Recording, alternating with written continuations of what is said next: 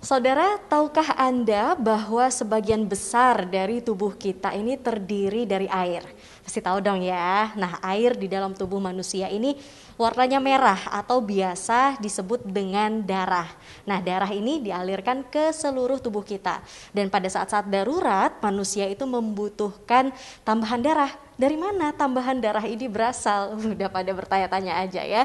Tenang saudara, saat ini saya sudah berada di unit donor darah PMI Provinsi Bali bersama dengan Dr. Gede Patra dari Kepala Unit Donor Darah PMI Provinsi Bali. Kita akan langsung tanya-tanya terkait dengan tugas dari PMI dan seperti apa alur dari donor darah biar kita bisa sama-sama tahu ya. Selamat siang dokter.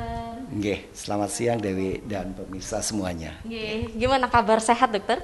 Itu yang utama sekarang. Masa COVID ini, pandemi COVID, yang diutamakan sehat dulu. Sehat dulu.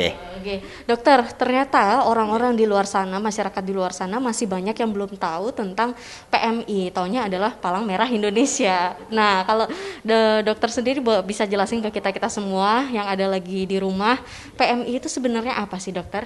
Ya, jadi PMI ini adalah lembaga kemanusiaan, ya, yang itu didirikan itu dari zaman dulu peperangan ya. Kemudian karena sifatnya adalah ingin menolong sesama manusia, baik itu untuk kebutuhan pertolongan pertama pada kesehatan gitu. Nah sekarang dalam perjalanannya karena peperangan sudah tidak ada, tapi tetap permasalahan di kemanusiaan ini terkait dengan edukasi masyarakat tentang bagaimana berperilaku hidup sehat, kemudian bagaimana menghadapi penyakit-penyakit yang ada di lingkungan kita, kemudian bencana alam yang bisa terjadi pada lingkungan kita, kemudian dan yang penting juga adalah kebutuhan darah bagi pasien yang memang secara reguler membutuhkan darah, dan ada juga pasien-pasien yang dalam kondisi emergensi mereka membutuhkan darah. Jadi inilah yang beberapa kegiatan penting yang kita lakukan, termasuk juga kami melakukan pembinaan atau pembentukan daripada relawan-relawan ya, karena kita kan basisnya memang masyarakat, jadi itu yang kita berikan, baik itu kelompok PMR, kemudian KSR dan sebagainya itu. Dan pada beberapa daerah yang kita anggap berisiko terjadi bencana, kita juga membentuk yang namanya desa siaga, ya, membantu masyarakat untuk bagaimana mereka menghadapi bencana, mulai dari persiapan, kemudian pemantauan sampai apabila terjadi bencana apa yang dilakukan oleh masyarakat, itu juga menjadi kegiatan kami di PMI gitu. Berarti sebenarnya udah dari dulu ya dokter ya melakukan edukasi kepada masyarakat untuk selalu hidup bersih dan sehat gitu ya. Kalau terkait dengan yang kondisi emergensi tadi dokter, bisa dikasih tahu ke kita semua siapa aja yang bisa mendapatkan darah tersebut dalam kondisi apa?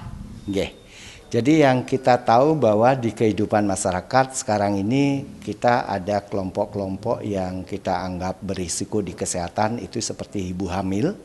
Jadi mereka melahirkan, dulu kematian ibu hamil sering terjadi karena proses perdarahan, kemudian mungkin suplai darahnya kurang, jadi terjadi kematian pada ibu itu. Tapi sekarang dengan kita menata lebih baik lagi persediaan darah, angka kematian ini karena perdarahan ini sudah mulai menurun penyebab kematiannya. Tapi memang masih ada ibu hamil yang meninggal, tapi itu karena penyakit jantung dan sebagainya gitu. Kemudian yang kedua adalah angka kecelakaan. Angka kecelakaan ini di Bali sangat tinggi, ya itu, dan tentunya setiap kecelakaan akan mengalami luka. Luka ini akan menimbulkan perdarahan gitu. Dan ini yang juga menjadi permintaan darah yang cukup tinggi. Dan sekarang penyakit jantung, karena di RSUP Sanglah sudah mampu juga melakukan operasi jantung. Jadi setiap operasi jantung kami harus menyiapkan kantong darah yang cukup banyak.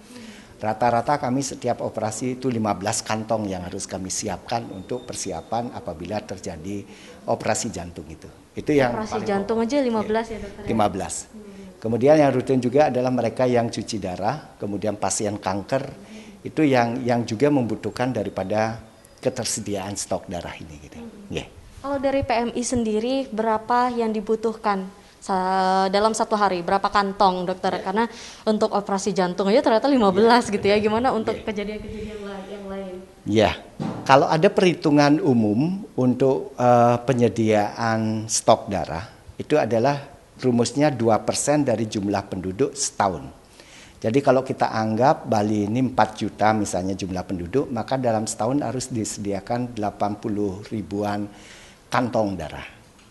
Berarti kalau dibagi dengan 365 mungkin itu menjadi sekitar menurut hemat kami itu sampai 200-an lebih. Tapi pada pengalaman kami itu yang kami sudah sediakan dengan permintaan itu setiap hari kami membutuhkan paling sedikit 120 kantong setiap hari. Jadi sehingga kami bisa mendapatkan sekitar 3.000-an kantong untuk 1 bulan. Ya, itu baru mencapai angka pemenuhan sekitar 95-98% gitu. Nah, ini yang masih menjadi pekerjaan kita untuk kita kembangkan lebih banyak lagi. Kami mengajak para masyarakat karena ini darah ini tidak kita bisa buat. Ini harus diambil dari pendonor, kemudian kita olah, baru kita berikan kepada pasien yang membutuhkan gitu. Itu yang. Nah, harus diambil dari pendonor, nggak bisa dibuat ya Pak ya. Siapa aja yang boleh mendonorkan darah mereka Pak? Siapa saja yang boleh melakukan transfusi darah? Apakah ada kriteria atau syarat-syaratnya? Iya, benar. Jadi untuk menjadi pendonor, ini kalau pendonor ada 2 kelompok. Satu pendonor sukarela, mereka yang dengan rela dan tidak mengetahui, tidak ada motif-motif apa mendonorkan darahnya untuk kepentingan kemanusiaan. Gitu. Tapi kalau pendonor pengganti itu adalah mereka sudah mengetahui, misalnya keluarganya ada yang sakit butuh darah, ada keluarganya atau yang temannya yang mengetahui akan diberikan pada pasien tersebut gitu. Nah, kemudian persyaratannya secara umum sebenarnya mereka yang sudah laki perempuan bisa ya. Kemudian yang kedua adalah mereka umurnya minimal 17 tahun. Dan untuk yang pertama kali berdonor itu tidak boleh juga usianya lebih dari 60 tahun. Tapi kalau mereka sudah reguler, ada juga pendonor kami yang sudah lebih dari 60 tahun yang menjadi masih tetap aktif sebagai pendonor. Nah itu untuk mereka. Kemudian yang kedua ada pemeriksaan kesehatan yang dilakukan. Itu artinya mengenai vital sign-nya, tensi itu harus normal. Kemudian yang kedua HB-nya harus juga normal. Kemudian berat badan juga harus normal. Ya rata-rata kalau gini memang kita berharap itu minimal 55 kg gitu. Kemudian terus yang berikutnya adalah kita berharap mereka terbebas dari penyakit-penyakit tertentu. Ada beberapa penyakit yang kita lakukan seleksi yang kita anggap itu akan bisa menular melalui transfusi darah. Itu misalnya hepatitis, kemudian mengenai sifilis dan HIV/AIDS. Itu yang kita lakukan sehingga nanti kita kategorikan pasien ini layak untuk menjadi pendonor atau tidak gitu. Itu yang gini secara umum. Kriterianya Pak ya. Kalau alurnya berarti datang langsung ke PMI ini atau ada event-event gimana gitu Pak? Jadi kami punya layanan namanya dalam gedung dan luar gedung. Jadi kalau dalam gedung mereka datang ke UDD PMI Provinsi Bali yang ada di lokasi RSUP Sanglah.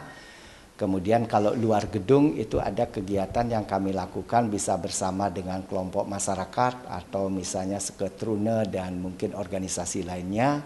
Atau yang terbaru yang kami kembangkan adalah program kami yang door to door. Jadi kami akan bisa melakukan appointment dengan satu keluarga itu. Kemudian kami akan datang untuk pengambilan darah.